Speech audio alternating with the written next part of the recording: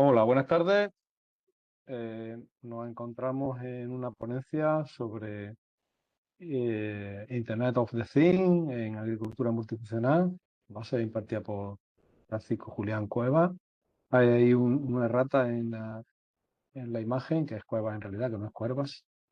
Y siempre Y a lo- Cuervas. ya, bueno, no pasa nada. Y sabemos que eres Cuevas. Y bueno, pues es profesor de IE Galileo Galilei, ha estado durante varios años impartiendo pues IoT en agricultura. Cuando quiera. Bueno, pues buenos días, soy Francisco Julián Cuevas y es verdad que el título que tenemos de esta ponencia pues es un poco amplio, es muy generalista, está muy vinculado a un montón de disciplinas científicas y de disciplinas profesionales, que es lo que nos trae hoy aquí. Y es que cuesta hasta definir un poco qué es Internet de las cosas, ¿de acuerdo? Yo tengo aquí apuntado que sería como, digamos, el conjunto de los diversos sistemas y dispositivos que tienen sensores, que tienen controladores y tienen la capacidad de procesar información, ¿vale? Esa capacidad de procesar de información es lo que lo hace diferente de los tradicionales automatismos industriales, ¿de acuerdo? Los automatismos industriales, a través de puertas lógicas, generalmente siempre han procesado eh, unos datos y con la posibilidad de que esos datos se envíen a la nube, te da una posibilidad mucho mayor de procesamiento de datos, ¿vale? Eso es quizás lo más llamativo de IoT, no simplemente una automatización, que también. De esta manera, también hay que decir que hay una enorme variedad y variabilidad de dispositivos IoT. Tampoco existe una única red de IoT que los conecte, sino que al final se usan pues, muchas tecnologías de comunicación. Yo digo que para entender un poco de IoT debería de ser casi un electrónico, otro que sepa de electricidad, porque al final los sensores no son otra cosa que algo eléctrico que se mide. Deberíamos también de tener un conocimiento de telecomunicaciones, porque gran parte de las comunicaciones y de los protocolos de comunicación se realizan a través o los realizan los telecos, los del ciclo de telecomunicaciones. Y también hay una componente importante de IoT que se podría derivar de la informática. ¿De acuerdo? En nuestro caso concreto, cuando utilizamos IoT y lo utilizamos para agricultura, en nuestro caso concreto, una agricultura multifuncional, pues resulta muy interesante que nosotros tengamos acceso a todos esos datos. Digamos, lo que tradicionalmente se ha hecho en la agricultura multifuncional, incluso en la agricultura tradicional más bien, que es esa agricultura intuitiva, esa agricultura de la experiencia, pues se ha ido transformando y se va transformando poco a poco. Em, no sé si se ve, Miguel Ángel, toda la pantalla. ¿Se ve la pantalla? Yo no me veo en medio, ¿no? Estoy ahí en medio y nunca me he grabado con Webex y no sé si se ve toda la pantalla. Se Eh, ve, se ve. Se ve. vale. Aquí por eso generalmente hablo de esos tres apartados fundamentales. Aquí hay un apartado grande que en IoT nosotros desarrollamos de programación, de código, puro y duro, horroroso, durísimo. Ahora con la inteligencia artificial, muchísimo más suavizado, pero que ha sido muy difícil para lo que hemos estado liados y trasteados con estos tipos de cacharros. El hardware es, digamos, la gran llave de acceso a todo el IoT. Lo bueno del hardware es que se ha abaratado muchísimo. Antiguamente, hace 10 15 años, todo el hardware, todas las placas de desarrollo, que al final es donde se lleva el mayor peso económico del IoT, han bajado muchísimo de precio. Y hay cosas que tradicionalmente eran prácticamente del mundo maker, cosas muy sencillas, que ahora pues están con que son bastante aceptables. ¿De acuerdo? Y redes pues está cambiando también. Generalmente la comunicación entre redes sigue siendo a través de GSM, Wi-Fi. Rara vez se utiliza Zigbee, se utiliza más bien domótica, el protocolo. Y nosotros en agricultura multifuncional, estamos muy orientados a LoRa o LoRaWAN, cualquiera de esos dos. para comenzar, me gustaría decir también que esto hay que tener una visión integral desde el microcontrolador hasta la infraestructura. Es decir, hay que entender el IoT como todo el procedimiento, desde la plaquita, que aquí he traído algunas para que vosotros la veáis. Esta es la base del corazón del IoT, que es una cosita así de chiquitita. Pueden ser un poquito más grandes, unas parecidas que se parecen un poquito a los Arduino antiguos. Y esto es algo comercial que venden, vamos, de las que no han vendido, por ejemplo, aquí en el instituto y en otros sitios, ¿de acuerdo? Son placas de desarrollo con diferentes componentes, un microchip, antena y normalmente un controlador SP32 que es el que manda, el que se comunica con la nube. Han puesto que hay varias tecnologías y lo más importante o lo más interesante de esta cuestión es que lo más interesante de IoT es que podemos generar estructuras o dispositivos que son capaces de sentir, de traer cosas. Son capaces esos pequeños aparatitos de decidir cuestiones sencillas o cuestiones un poco más complicadas y también tienen la posibilidad de comunicar. Yo generalmente lo diferencio mucho a través del sentir con cualquier sensor. Esto es un sensor de movimiento, no sé, un sensor de ultrasonido. Ellos pueden conectarse a cualquier tipo de sensor que le permita sentir. Ellos también tienen una plaquita que le permite decidir. Lo más interesante de esta plaquita es que manda cosas a la nube y nosotros podemos desarrollar ahí muchos protocolos de decisión. ¿Vale? Y por último, es capaz de comunicar, es decir, es capaz de activar, intervenir en el mundo físico. Y lo hace a través generalmente de relés. Esa parte que nos relaciona ese mundo electrónico con el mundo ya eléctrico. ¿De acuerdo? Esto nos permite además que estos dispositivos inteligentes pues, se comuniquen a kilómetros de distancia, lo cual para nosotros, en el caso concreto, por ejemplo, del IA Galileo Galilei, que tenemos muchos aparatitos conectados ya en agricultura con eso, pues nos resulta una auténtica comodidad. Entender el clima, entender el suelo desde tu casa, poder aplicar una fertilización, que ya tenemos una bomba de inyección, una batidora que está conectada, en fin, ya es como facilitar de alguna manera esa toma de decisiones, ese trabajo que la agricultura hace tradicionalmente. Em, Al fin y al cabo, el IoT lo que pretende en gran medida es que esos objetos cotidianos que nosotros vemos, eso está ocurriendo no solamente en el mundo de la agricultura, está pasando mucho en el sector energético, está pasando muchísimo en el sector deportivo. Al final, no solo conectar cosas, sino dotarlas eso, de una identidad, de una ubicación y que relacione con esos contextos, con esos objetos físicos. ¿De acuerdo? Ahí tenéis algunos ejemplos que me ha ido saliendo de la continuidad, como pueden ser pues, un interruptor inteligente, un dispositivo biométrico y lo que más usamos nosotros, que son los sensores de suelo y de clima. ¿De acuerdo? Ha tenido muchísimo desarrollo y sigue teniendo muchísimo desarrollo el tema de eficiencia energética o aplicaciones eh, reales o muy vinculadas a la domótica inteligente. Yo en mi casa, por ejemplo, tengo muchas, creo que tiene un precio muy comedido y nos da muchísima información acerca de ese tipo de cuestiones de eficiencia energética. ¿Cuál es el corazón de estos dispositivos? Pues yo le llamo placa de desarrollo, ¿vale? Estas pequeñas placas de desarrollo son las que conforman un poco eh, el corazón del IoT, ¿vale? Es como el nodo principal, lo que tú tienes que saber. Ahí tenéis el MKR100, 1000, que quizá algún compañero mío que dio IoT se centró más.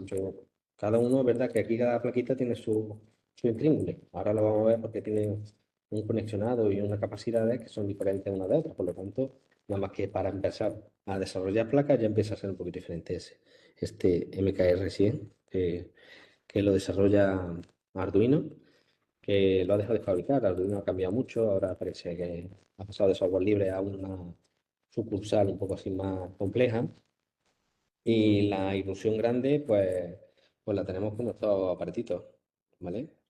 Los SP32, nuevamente, que son esos microcontroladores, que lo sacó la empresa china Espressif a un precio sumamente ridículo y prácticamente se han montado prácticamente en todas las placas de desarrollo.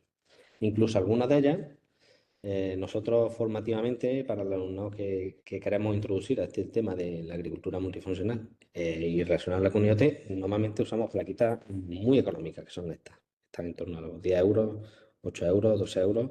Son plaquitas que son muy similares a Arduino, lo cual a ellos que han estudiado secundaria no les resulta tan extraño y nos permiten la mayoría de los protocolos que nosotros hacemos en los apartados iniciales de IoT.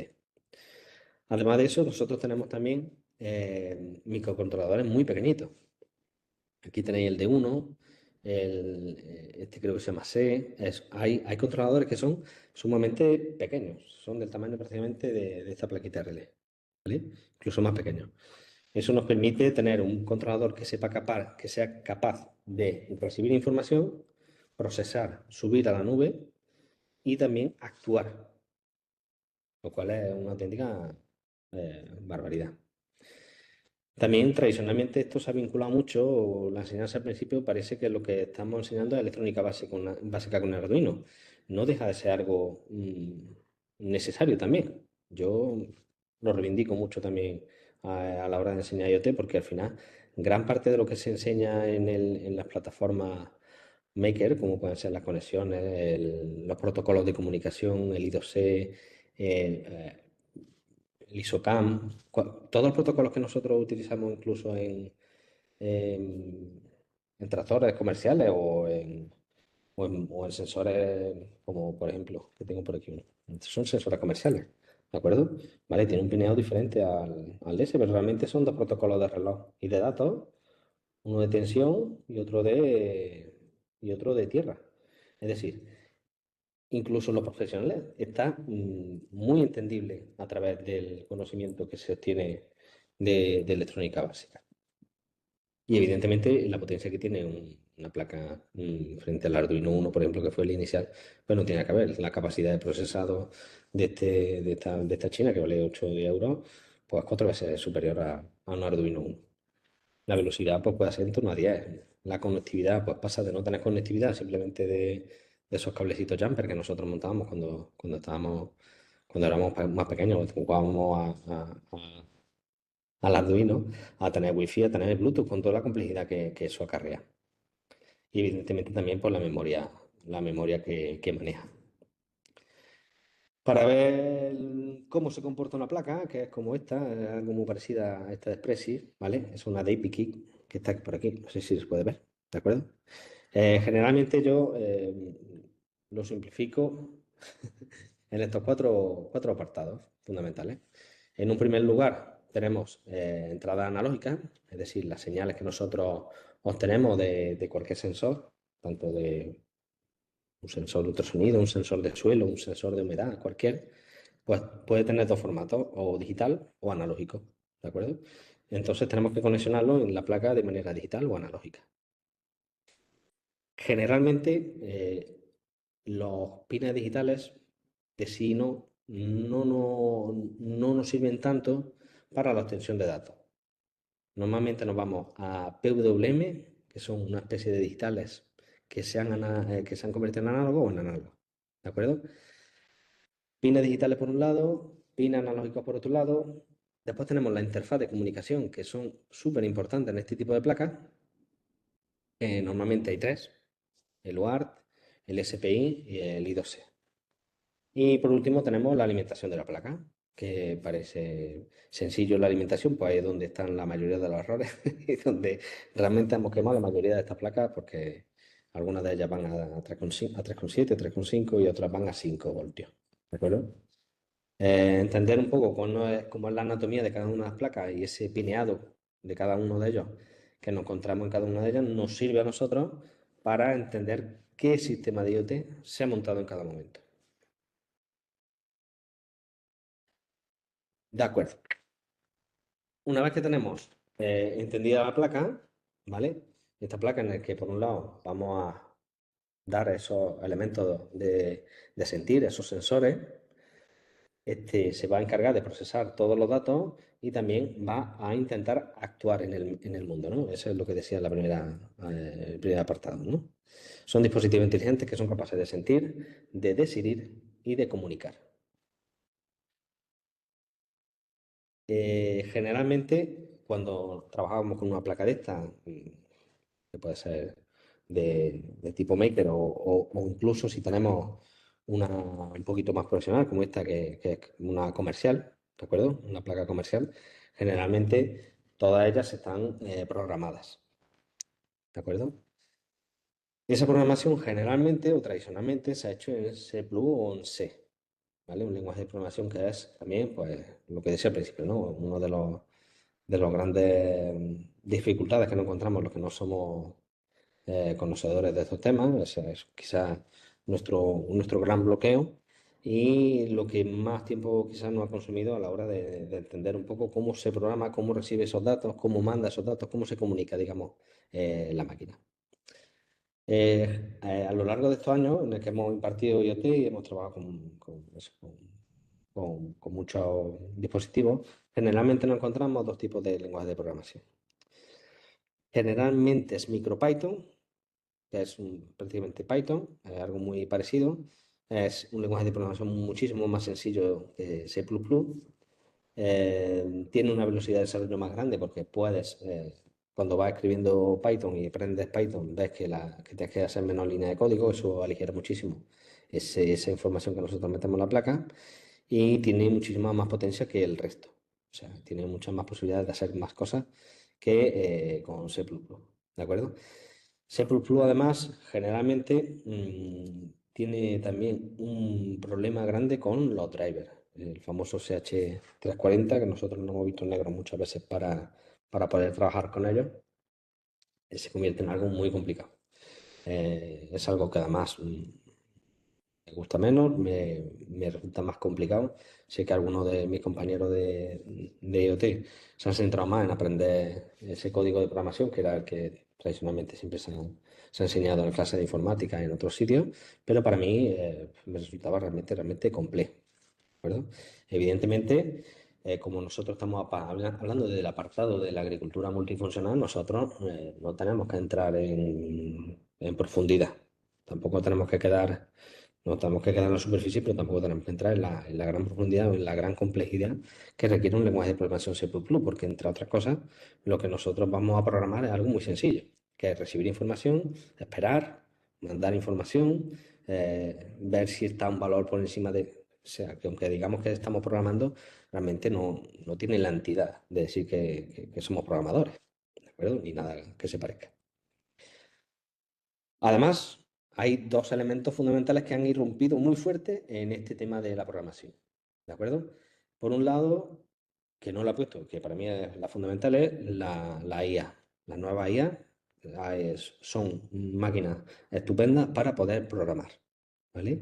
Una vez que tienen una base eh, baja, media de programación y empiezas a entender cómo son los protocolos, cómo son las comunicaciones, pues puedes pedirle muchas cosas a la IA y te puede dar bastante código de lo que tú requieres, ¿vale? De tu plaquita. Además de eso, pues tenemos también no solamente programación a través de la IA, que para mí es formidable, porque lo que pasa es que se convierte en una especie de caja negra y muchas veces puede resultar un poco odioso. Creo que la mejor manera de aprender mucho de programación y aprender pues, C++ o Python es hacerlo a través de bloques, ¿vale? La programación de bloques es una programación tipo Scratch, que hacen los nenes, yo creo que hasta de primaria lo están haciendo, de quinto y de sexto. A mí eso me pide ya un poco mayor. Yo no he hecho programación por bloques ni cosas de esas. Sé que el alumnado ahora de primaria y de secundaria pues está más metido en eso. Y yo querría destacar pues tres que hemos usado bastante, ¿vale? Arduino Block es un entorno web complejo, es bastante completo, soporta el protocolo de comunicación de IoT, que ya veremos más adelante, MQTT, y también soporta los SP32, está muy bien, visualiza muy bien el código, es muy fácil, muy sencillo, ¿de acuerdo? Es el que más hemos trabajado aquí en el Instituto Galileo Galilei.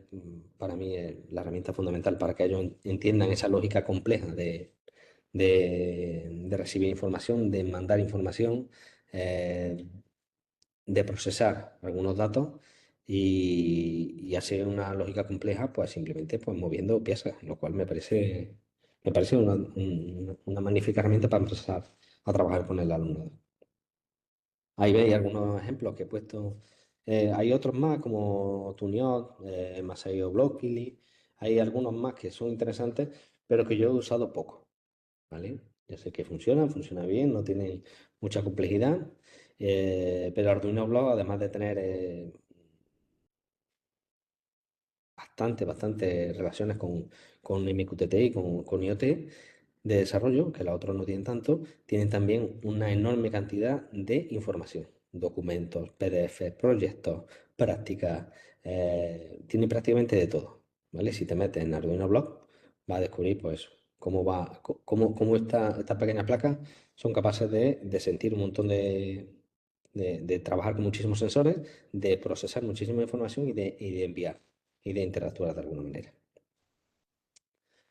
Lo que decía antes, eso es la placa de desarrollo, que para mí es el elemento fundamental del corazón de este IoT.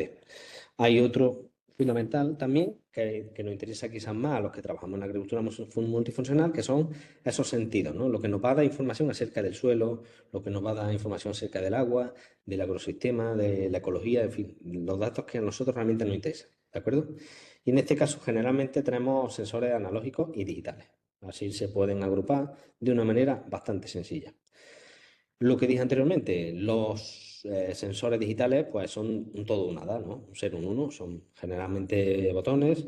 Este es un sensor PIR de movimiento, ¿vale? Y este funciona como un pin digital. Si está, es un 1, si no estás, es un 0, si detecta movimiento. Y los sensores analógicos pues tienen rango de valores, ¿de acuerdo? Generalmente están vinculados, pero son los que más nos interesan.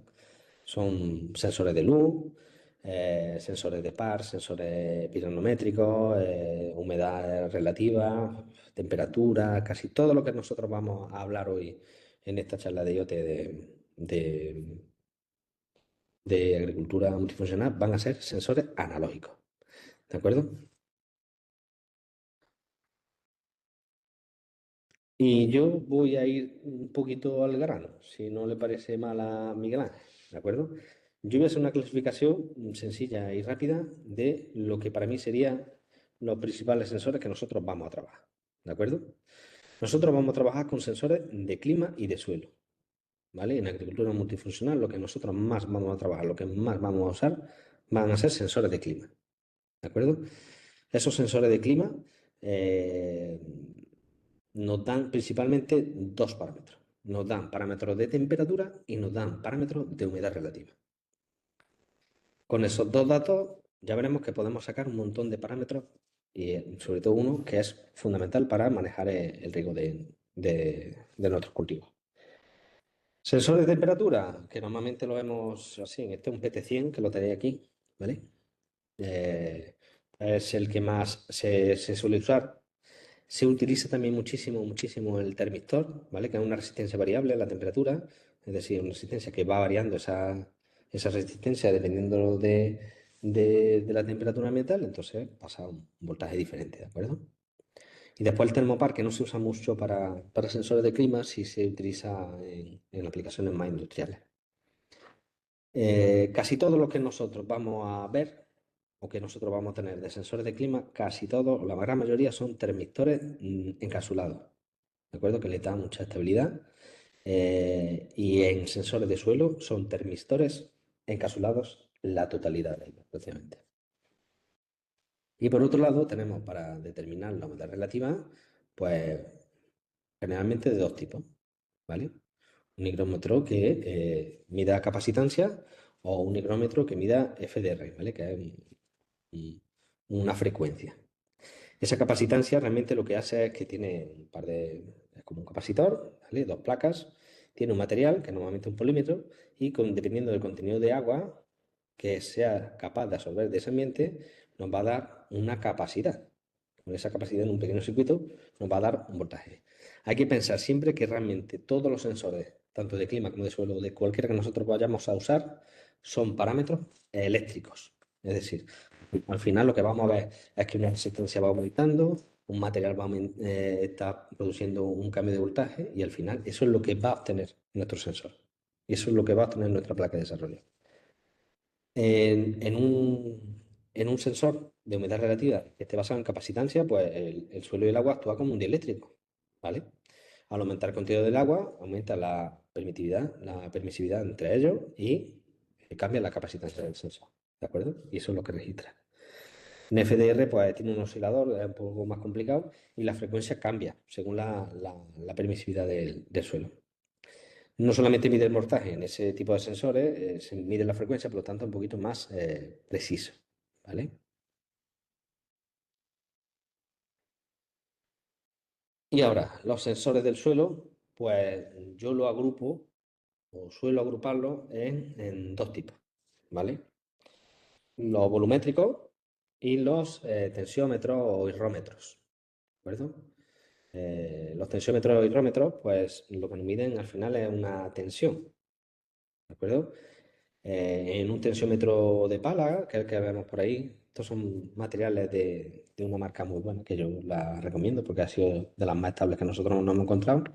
Es Pesen, la comercializa la empresa Metos y es un poco la que más hemos puesto en casi todos sitios, ¿vale? Se puede sacar, puede pasar tiempo, es bastante robusto, es bastante fuerte y bastante estable en la medida.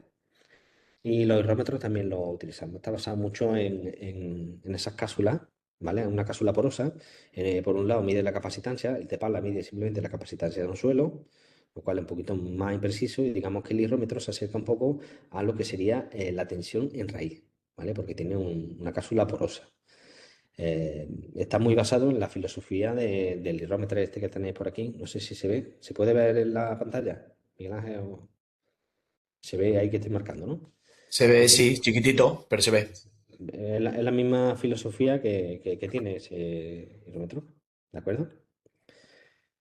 Y para el volumen de agua, pues mira, pues PESEL mueve dos. Generalmente mide el volumen de agua del suelo a través de la capacitancia con estos Sentec que se llaman. Y la sonda de perfil se utiliza generalmente un sensor basado en FDR. ¿Vale? Los dos son buenos, los dos son cosas estupendas, son cosas bastante caras, pero que nos dan un acercamiento bastante cercano al volumen de agua. ¿Por qué los separo?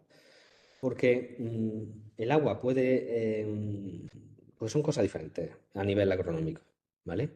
El volumen de agua en un suelo es importante porque está íntimamente relacionado con la capacidad de absorción en la calistra de las raíces, pero es verdad que nos da otro feedback muy interesante el tensiómetro, ¿de acuerdo? Yo generalmente cuando hemos estado trabajando un poco con IoT, pues siempre le hemos transmitido un poco esa filosofía al alumno.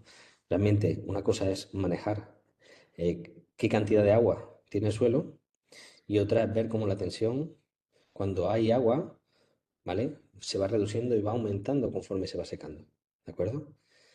Entonces, es muy interesante poner dos sensores volumétricos, ¿vale? A diferente altura, por eso normalmente se venden en espirro, en cosas largas, para que realmente veamos el perfil del suelo, para que veamos cómo se va moviendo el agua en volumen en el suelo.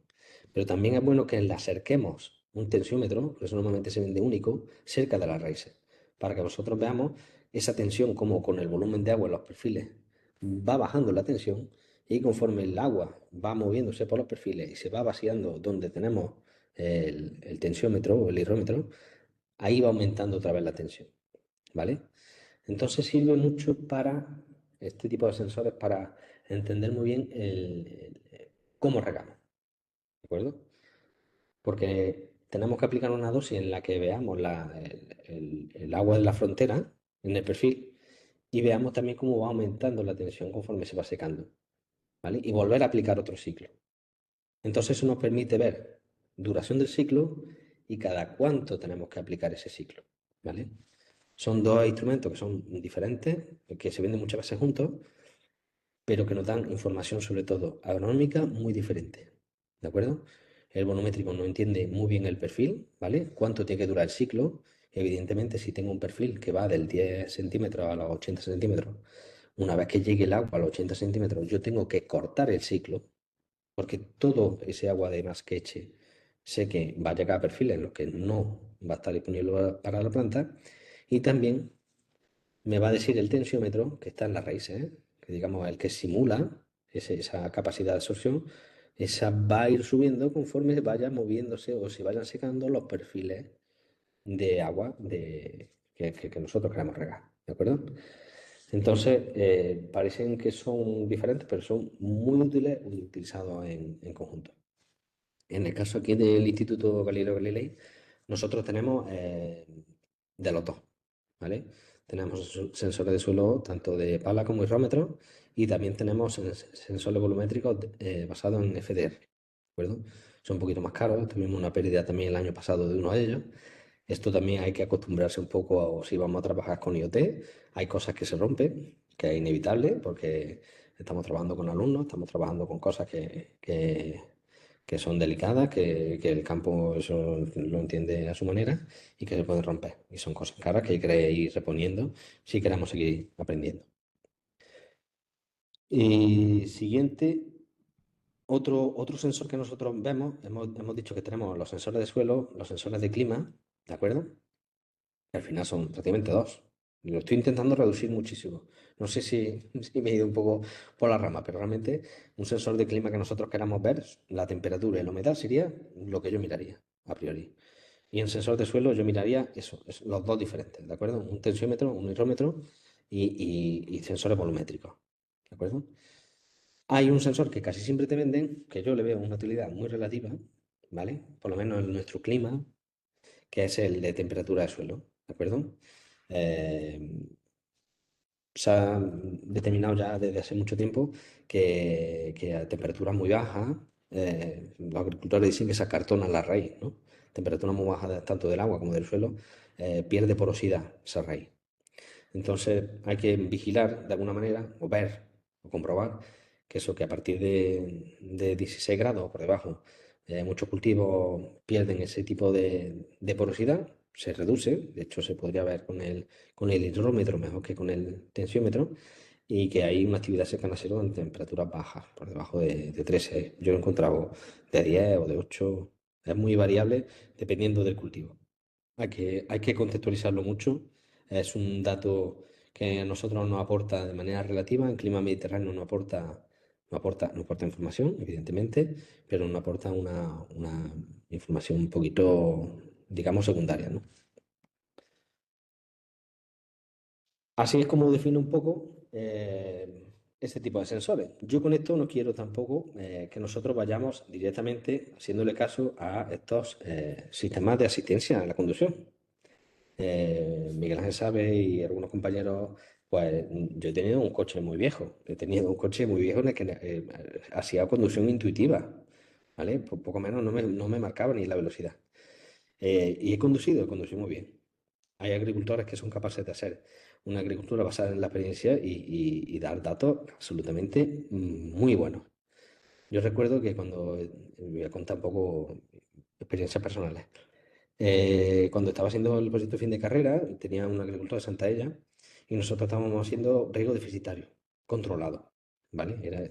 Hacíamos un riego de té, a veces estábamos al 100% y en determinados ciclos fisiológicos de la planta cortábamos al 70, al 80, después llegamos al 100. Pues el agricultor de manera intuitiva, porque no tenía ningún parámetro, ningún sensor, solamente tenía 10 años de experiencia en el cultivo del melón, que es relativamente difícil de regar, pues yo creo que al final serían los datos que estaban en torno a 112% de la ET.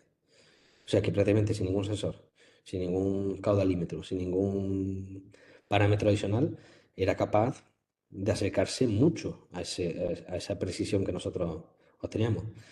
Si bien es cierto bueno, que estos son parámetros de asistencia que tenemos que ver como algo en positivo, con sus ventajas y sus desventajas, pero no verlo como algo malo. De hecho, lo vuelvo a decir aquí, no sé si se ve bien la pantalla. ¿Se ve bien la pantalla, Miguel Ángel? Más o menos, ¿no? Se ve perfecto. Vale. Realmente yo tampoco queremos no creemos ninguno de los que estamos aquí que este tipo de hardware o de software o de asistencia al regadío, que es lo que más hemos utilizado, sea sustituible. Estamos todavía aprendiendo, las empresas todavía están aprendiendo. Yo hablaba con la universidad, hace poco hemos tenido un proyecto con la cátedra de inteligencia artificial, que ellos utilizan muchísimos sensores, hardware, un montón de sitios, se dedican a eso. Su día a día es eso. Y dicen, bueno, nosotros miramos eso y después lo miramos los sensores. O sea, que realmente lo tiene como algo adicional, no algo no es algo que se quiera sustituir en absoluto, sino que nos puede dar a entender mucho mejor cómo son los procedimientos y nos pueden abrir nuevas puertas a entender mucho mejor cómo se mueve el agua en el suelo, cómo nosotros está condicionado por la calidad de la misma, cómo es la velocidad de infiltración. Nos da muchísima información, pero ni mucho menos esos datos sin una interpretación adecuada, pues no serviría. Es un disclaimer porque yo no quiero tampoco que se piense que esto es la gran panacea que va a sustituir a los agricultores. Evidentemente, estamos lejos de eso. Parámetros que nosotros utilizamos, creo que son interesantes y que son relativamente sencillos de poder aplicar al alumnado. ¿De acuerdo? Nosotros generalmente le enseño al alumnado a calcular el déficit de presión de vapor. ¿De acuerdo? Ese déficit de presión de vapor, casi todas las empresas que te venden sensores y esos procedimientos de acceso a la nube, porque tanto la controladora como los sensores normalmente ya te lo venden un poco cerrado y directamente te lo venden hasta con la plataforma. ¿De acuerdo? Uno de los datos que más te dicen casi todas las plataformas es el déficit de presión de vapor, ¿vale? El DPV o el PDV en inglés, ¿vale? Ese realmente es lo que nos determina, se determina con dos variables, la humedad relativa del aire y la temperatura del aire. ¿Es cierto? No. La humedad relativa y la temperatura de la hoja es lo que mide la DPV.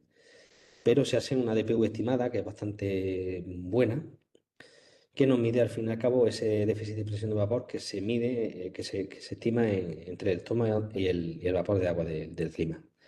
Digamos, mide el tirón que ejerce ese ambiente sobre la planta y define un poco si el toma abre o cierra. ¿De acuerdo?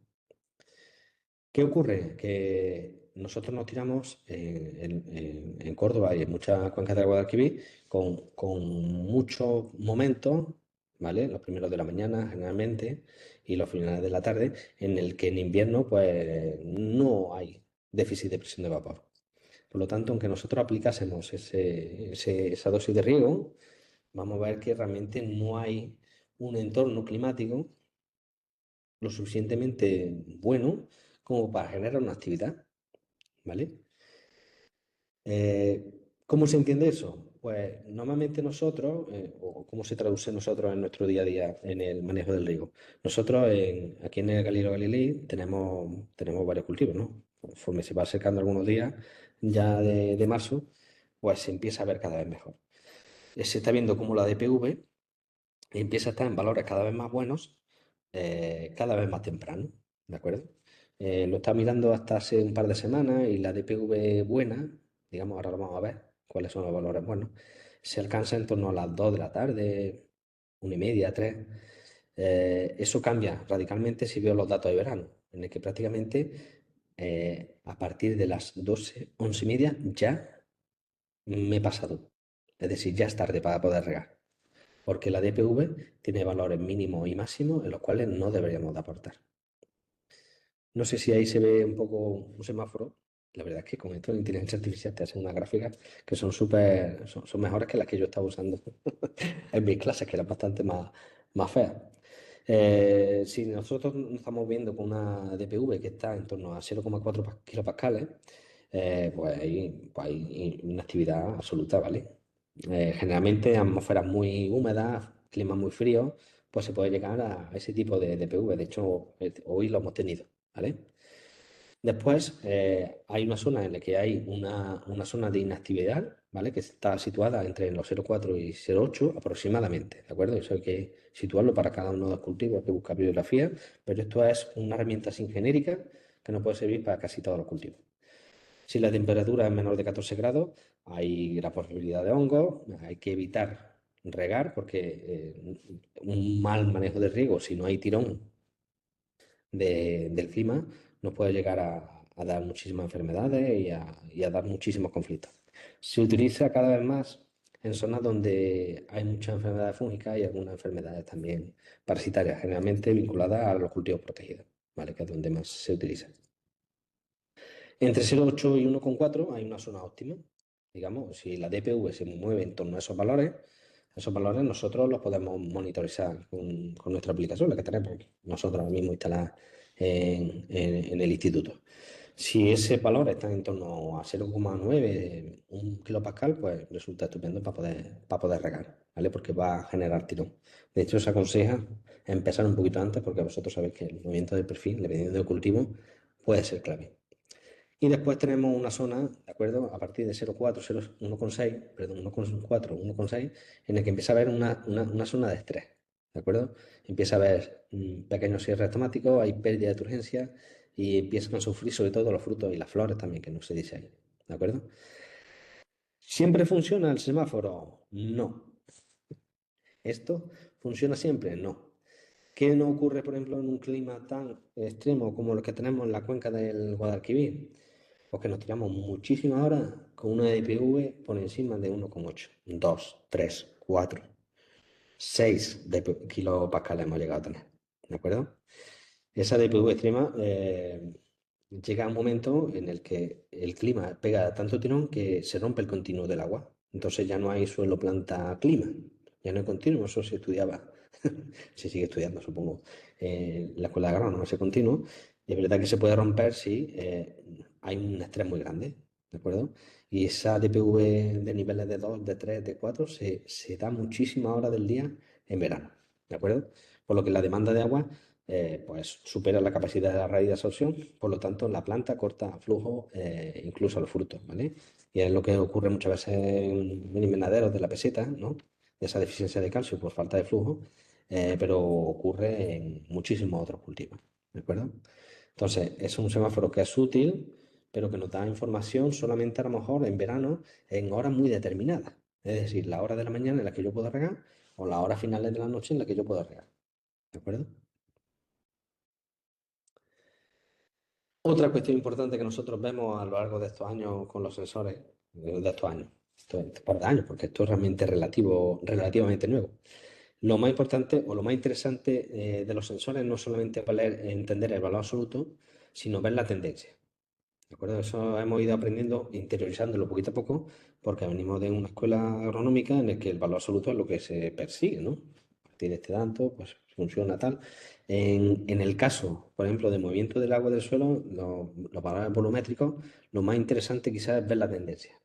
Es decir, si nosotros tenemos un volumen determinado y se repite al día siguiente, y se repite al día siguiente, y nosotros estamos repitiendo ese protocolo y esa tendencia, es realmente un indicativo de que estamos tendenciosamente haciendo lo correcto o tendenciosamente haciendo lo incorrecto. No hay que obsesionarse con buscar el valor absoluto, porque realmente, lo que vuelvo a decir, son señales eléctricas, son señales que son indirectas, generalmente siempre hay un material, un polímero o cualquier otro tipo de material que tiene su propio error, independientemente de los buenos sensores que nosotros podamos adquirir. Siempre tienen un pequeño error y lo más interesante quizás es ver esa tendencia en cada uno de ellos. Eso en cuanto a la recesión de información, ¿de acuerdo? Hemos dicho al principio de la ponencia que realmente con sensores como este o con cualquiera de otros no tengo muchos más, en verdad. Mira, aquí tengo uno que es de humedad relativa, ¿de acuerdo? Un chiquitito, que es bastante robusto. No servía seguramente para los cultivos, nunca lo hemos probado. Pero hay cosas que están bastante bien y tienen un precio bastante comedido.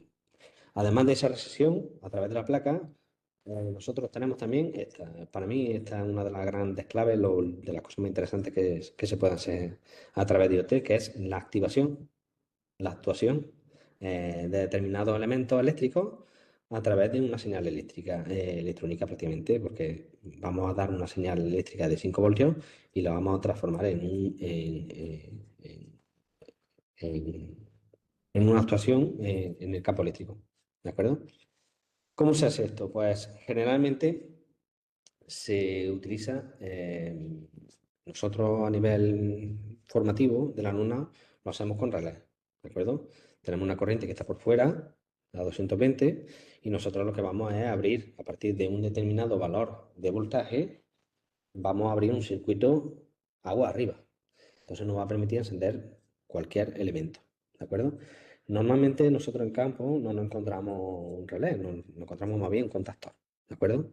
En el que a través de la vía auxiliar del contactor, pues nosotros podemos activar ese contactor industrial y nos puede encender pues un motor monofásico que esté acoplado a una bomba de inyección, a una sopladora o a un motor trifásico que abre una ventana sanitales, ¿de acuerdo?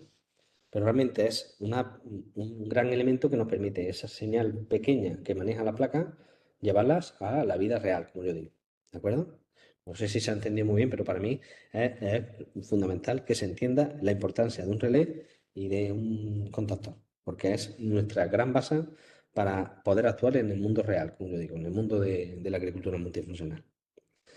Hay que tener especial cuidado con este bananao que nos ha ocurrido en algunos, es que como hemos toqueteado tanto a lo loco estos años, a veces hemos encendido wifi relay y han habido caída de voltaje y nos hemos cargado algunas cositas, ¿de acuerdo? En la medida posible hay que tener una alimentación externa robusta. Si vais a hacer trabajitos con los alumnos, es bueno que con esto, aunque sea con esto, trabajéis con una fuente de alimentación. Otro parámetro vinculado también a los sensores. Se me ha colado aquí porque debería estar un poquito antes, ¿vale? Antes he hablado de la tendencia y de la humedad relativa. Y hay otro también que me parece bastante interesante, que es el último que hemos hecho en este proyecto. Hemos desarrollado un proyecto hace poco en el IA Galileo, en el que nos hemos centrado mucho en la radiación, ¿de acuerdo? Ahora mismo, yo creo que la semana que viene nos instalarán un par de sensores, un sensor par y un sensor piranométrico, y nos va a dar información acerca de par visible, ¿de acuerdo? El sensor par mide simplemente la parte fotosintética de la planta, ¿vale? Es útil para pantalla o para determinar blanqueado de invernadero o para otro tipo de cuestiones que a nosotros, en nuestro caso concreto de Córdoba, nos interesa un poquito menos. Y el pelarómetro es el que más nos interesa, ¿no? Que es la radiación global, que puede medir toda la energía, no solamente la luz visible, que es la fotosintética, sino también todas las pérdidas de calor, que aquí son importantes, ¿de acuerdo? Es bastante más preciso. Al final la fotosíntesis es fundamental para el desarrollo de la planta, pero también la transpiración que se produce en determinados momentos del cultivo y en determinados lugares hace una subestimación del riesgo, ¿de acuerdo? Además de los sensores, de este pequeño, perdona, de este pequeño KitKat, que este debería estar arriba, y de los relés, hay otra cuestión importante que nosotros usamos mucho, y es que hemos visto a lo largo de este tiempo que además de interesar toda la parte documental que nosotros tenemos a través del móvil, ¿de acuerdo? De cualquier móvil que podamos hacer un servidor y ir obteniendo la información que nos dan los sensores o actuar sobre esos relés o esos contactores, nos interesa mucho normalmente ver una interfaz local, ¿vale? Y esa interfaz local se hace a través generalmente de pantalla OLED o de pantalla LCD. ¿Por qué lo digo esto? Porque me interesa mucho, muy mucho ese tipo de conexiones de protocolo de comunicación. Normalmente, casi todos los protocolos de comunicación que nosotros vamos a ver en los sensores más profesionales y más estables son I2C o SPI, ¿de acuerdo? Casi todos los que yo mayormente he visto. No sé si aquí alguien más ha visto alguno otro importante. Casi todos están con protocolos CAM, pero casi todos ellos están vinculados a ese tipo de protocolos. Y me gusta mucho que ellos entiendan las diferentes estrategias de comunicación y de protocolos que tienen cada una de ellas. Y por último, que ya con esto voy a tener que acabar, ¿no, Miguel Ángel? Porque ya se me ha ido una hora. Es que prácticamente, o sea, esto es solamente la punta del iceberg, porque no hemos podido ni ver ni Sí, los no hay programas. problema, no hay problema. Ni los programas ni los software. Lo último que nosotros estábamos desarrollando aquí en el Instituto Galileo con el alumnado de IoT es el tema del LoRa, ¿de acuerdo? Tenemos muchas dificultades en la finca, no tenemos muchas, ¿no? Pero muchas cuestiones que nos salían de muchos agricultores es que pues tenían problemas de comunicación. Casi todas las empresas de IoT trabajan en GSM. Yo he visto casi todas las que hemos visto y con las que hemos trabajado, trabajan con soluciones de cobertura móvil. Ellos aplican ese tipo vamos, de hecho, este de aquí, de Plantae, ¿Veis aquí? Esto era un módulo que lo rompimos y lo abrimos y este de aquí es el módulo GSM que se metía en la placa de desarrollo. Una placa de desarrollo propia. Ellos no compraban uno de estos. Ellos compraban una PSB y la hacían a medida, ¿de acuerdo? Como electrónicos que son, evidentemente.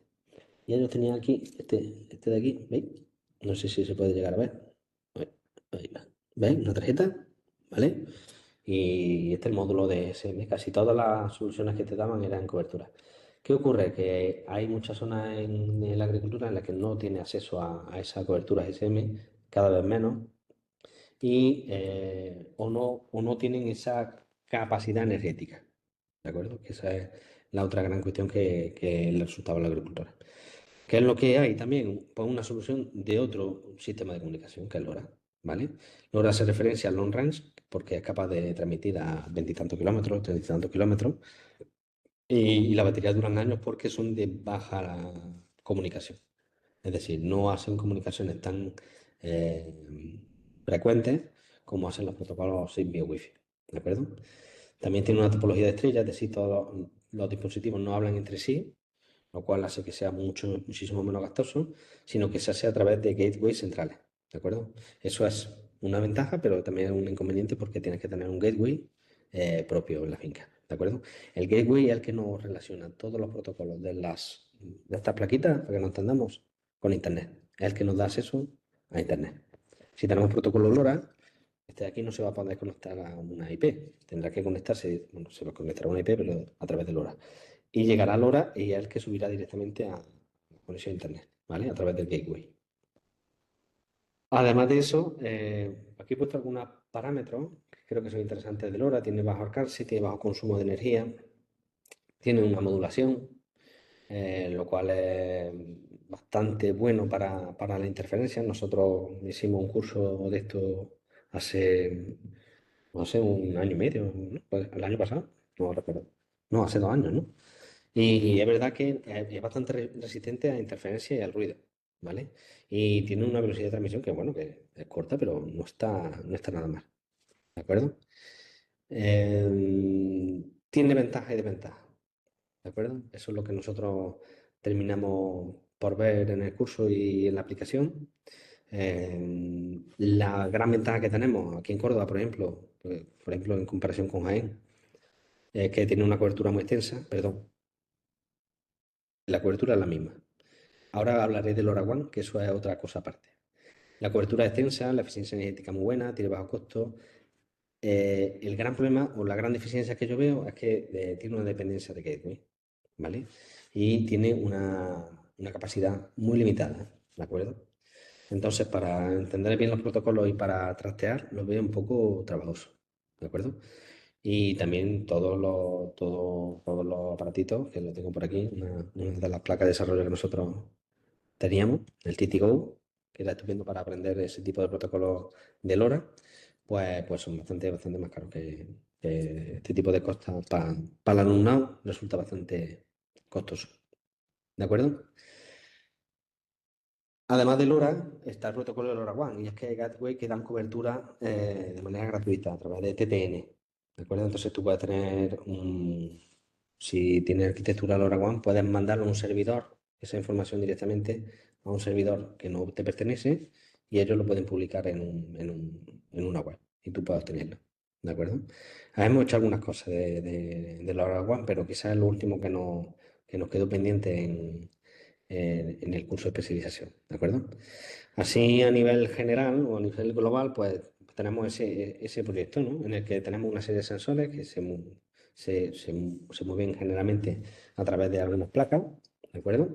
Esas placas se pueden comunicar entre sí o directamente mandarlas, y el aparatito de esta placa de desarrollo, que como dijera el corazón de IoT, nos puede dar dos cuestiones: comunicarnos a nosotros a través del LoRaWAN, a través de Wi-Fi, a través de IP, a través del envío de datos que nosotros hayamos decidido, pero también nos pueden dar una actuación, ¿de acuerdo? A través de lo que hemos explicado de los actuadores y de los relés, ¿de acuerdo? Y ya pues con esto pues tenía terminado una super presentación súper resumida y grosera y burda de la IoT de la agricultura multifuncional. Es un campo muy extenso lo recuerdo un poco. Realmente, si nos ponemos a hablar sobre Python, podríamos dedicarnos aquí una charla directamente a Python. Si nos ponemos a hablar de sensores, podríamos estar hablando otro tanto de sensores. Si vemos placa de desarrollo, podríamos estar hablando otra charla entera. Entonces, creo que ahí se ha resumido un poco cómo funciona. ¿De acuerdo? Cómo esa placa de desarrollo recibe información de los sensores fundamentales, cuáles son los que nosotros más utilizamos en la agricultura multifuncional, cómo eso termina en un servidor, ¿de acuerdo? Que nosotros podemos acceder. Generalmente nos lo ofertan directamente a la empresa. Nosotros, afortunadamente, aquí en el IA Galileo Galilei, desarrollamos hasta servidores en el que recibían información y la publicamos nosotros. Eh, y también el tema de la actuación dependiendo de un parámetro, ¿de acuerdo? Nosotros hemos hecho generalmente esa decisión de la tecnología de IoT a través de estas placas. Es decir, no hemos llevado esos datos a una plataforma de cloud computing, hemos trabajado con los datos en la nube y hemos actuado, pues. Eso no hemos llegado a serlo, ¿de acuerdo? Y por último, no menos importante, que me lo voy a dejar por aquí, además de todo este tipo de cuestiones del mundo maker o de los sensores que nos encontramos en el campo, también están los PLC, ¿de acuerdo?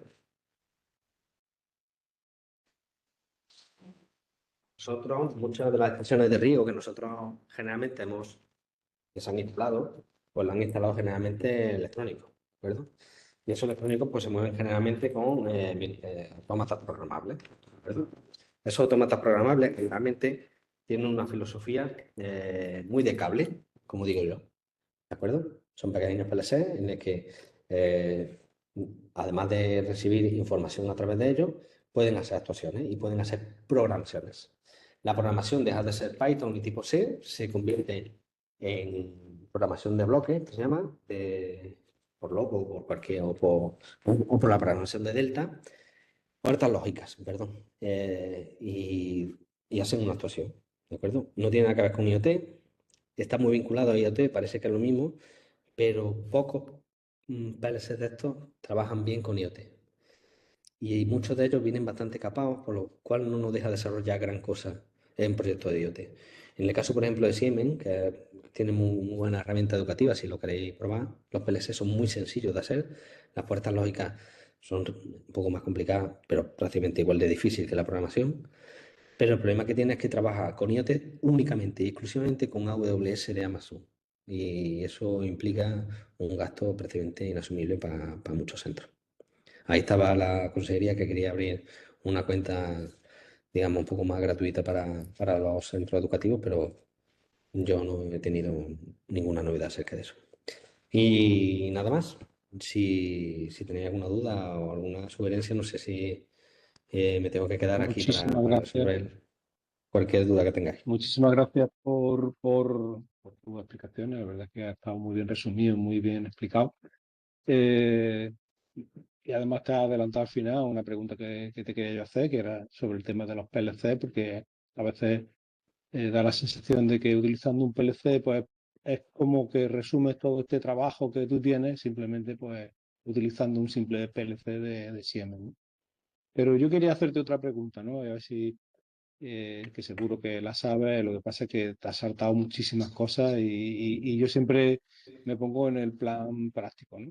Imagínate Sí. que tenemos montado un sistema de estos y que, pues bueno, ahí tienes pérdida de carga, rotura, un ruedo que ha roto una goma, una T que se ha roto, es decir, ¿qué tipo de sensor, qué tipo de feedback pues tú recomendarías para evitar pues esas pérdidas de agua que al final pues y qué alarmas se podrían tener para que avisasen de esos problemas?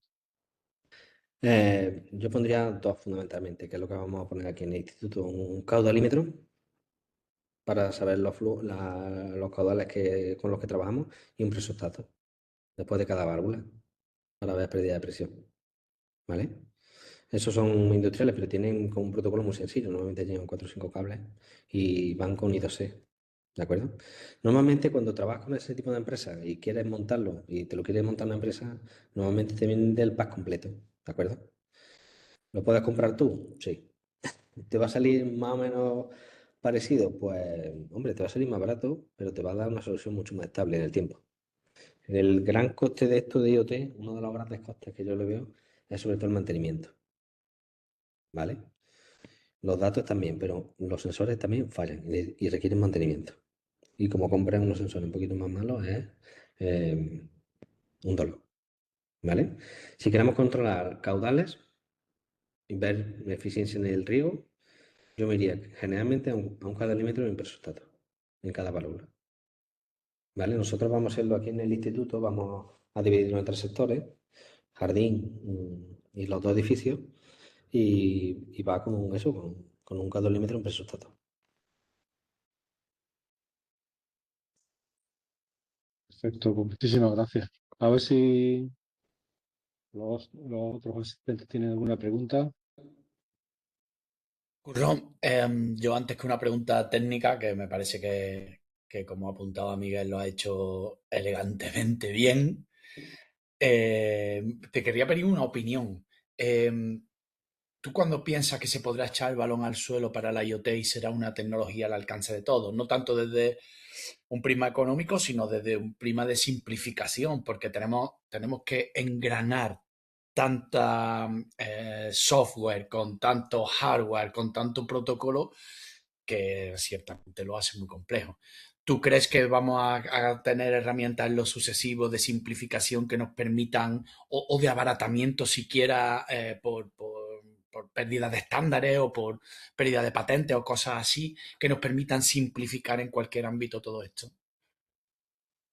Creo que sí, pero sería muy difícil aventurarme en esto. Pero yo creo que esto lo tiene una cuestión, otra familia profesional, no la nuestra. ¿De acuerdo? Yo cuando hablo con mucha gente de IoT, yo lo que veo es, dentro de las familias profesionales, mucho choque. Es decir, un informático te hace una solución de IoT muy basada en tecnología inalámbrica. Y un electrónico te dice, esto. Un electrónico te dice esto, PLC. No, no, eso no es estable. Una comunicación que un sensor, no, no, el sensor no, PLC. Esa solución que nosotros podemos plantear, el IoT, no la tenemos tanto en la familia profesional agraria, de que tenga una solución más o menos estable, sino que puede estar más bien o en una unión de varias familias profesionales, de comunicaciones, electrónica, electricidad e informática, sobre todo informática y electrónica, que es lo que nosotros hemos visto, hasta que no haya una solución un poquito más común entre ellos, hasta que lo inalámbrico no sea tan robusto como lo electrónico, o lo electrónico no tenga esa disponibilidad, esa independencia que nos da la informática, hasta que eso no se solucione, es complicado que eso aterrice. Yo creo que pronto, porque realmente hay muchas empresas que están detrás, facilita muchísimo. Nosotros, bueno, nosotros lo hemos notado.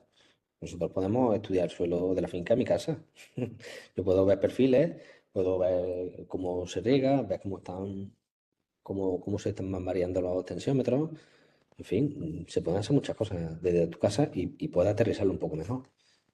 Lo que pasa es que requiere tiempo y requiere sobre todo otras familias profesionales que también nos participen y nos acerquen ese conocimiento, ¿no? Yo creo que eso ha sido algo muy positivo en el curso de especialización, que hemos tenido la suerte de trabajar con gente eh, electrónico o informático y demás, que nos han dado una visión muy diferente, ¿no? Que al principio nos chocaba un poco, ¿no? Este nos está diciendo una cosa y el otro nos está diciendo otra. Y es un poco aterrizar sobre la idea que tú tengas de IoT. Yo creo que lo ideal es, contra más sencillo, mejor, porque es la única manera de que tú lo puedas acercar a tu día a día. ¿Vale? Una Ya. solución hecha, fabricada y que te lo den, te va a acercar mucho más que te ponga a trastear. Yo por lo menos es mi experiencia del tipo, ¿no? Aprendo mucho más pagando una solución y que ellos me den un feedback y que adicionalmente me vaya dando conocimiento a que me ponga yo a romperme la cabeza. Entendido, muchas gracias, Curro. Coincido contigo, desde luego. Gracias. Bueno, pues si no hay ninguna pregunta más, pues muchísimas gracias y nos vemos en Miguel otra. Ángel, Vamos a hacer dentro de poco y me gustaría, parece que Joaquín quiere intervenir. Ahora, no, simplemente, hombre, agradecer la ponencia que has puesto porque para mí me ha resultado bastante útil. Yo no llego a tal extremo, veo que tienes un conocimiento muy grande. Yo no llego al conocimiento que tú tienes, pero sí, sí, No sí. digas eso, Joaquín, que yo estoy en tu charla y está, no, Sí, no es sí, eso. sí, quería preguntarte un poquitillo, pero yo soy, es como tú dices, un poco más al que me den en la solución ya la empresa directamente un poco. Entonces, lo que me gustaría preguntarte, que yo es que no he visto lo que vosotros tenéis ahí en el Galileo, ¿qué tipo de sensores o con qué empresa trabajáis para más o menos los tipos de sensores que tenéis puestos ahí, de suelo, de humedad, de temperatura? Nosotros trabajamos casi todo con Metos Ibérica, que lo comercializa RIS Ibérica, es una empresa de Alcalá de Guadaira, ¿vale? Porque Metos Ibérica trabaja con Pexel y está muy bien. Normalmente nosotros lo que montamos es un Metos 5 que se llama, una estación, y ese viene con el tensiómetro y con el volumétrico del suelo. Y en esa misma estación también viene humedad y temperatura del aire. Por lo tanto, en una estación chica ya tienes prácticamente casi todos los parámetros de DPV y de perfiles de suelo, que al final es lo que más puedo utilizar para el río. ¿Vale? Esa empresa además te da acceso a una plataforma, ¿vale? En la que se puede monitorizar y se puede ver los datos que estás viendo y también te dan modelos climáticos y de enfermedades, ¿vale? Porque es una cosa que no entraban, pero la IoT y la humedad y la temperatura y algunos parámetros más de suelo nos dan mucha información acerca de incidencia de enfermedades. Y ellos tienen modelos muy buenos desarrollados por su cuenta y nos dan esa información a través de lo que nosotros lo que tu sensor va recibiendo.